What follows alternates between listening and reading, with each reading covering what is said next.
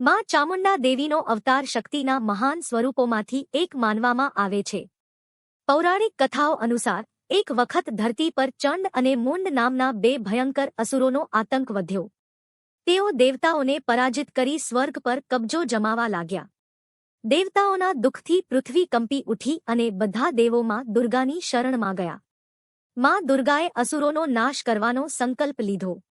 યુદ્ધ દરમિયાન જ્યારે ચંડ અને મુંડ સામે લડત કઠિન બની, ત્યારે માં દુર્ગાના કપાળમાંથી એક ભયાનક અને તેજસ્વી શક્તિ પ્રગટ થઈ. આ શક્તિ જ માં ચામુંડા હતી. તેમનું સ્વરૂપ ભયાનક હતું. ખોપરીની માળા, કાળા વાળ અને તીવ્ર દ્રષ્ટિ, પરંતુ અંતરમાં માતૃત્વ અને કરુણાનો અપરંપાર સાગર હતો. માં ચામુંડાએ યુદ્ધભૂમિમાં ઉતરી ચંડ અને મુંડ બંને અસુરોનો સંહાર કર્યો. તેમના વધ પછી માં દુર્ગાએ તેમને ચામુંડા નામ આપ્યું. આ અવતાર અધર્મ, અહંકાર અને અનીતિના વિનાશનું પ્રતીક છે.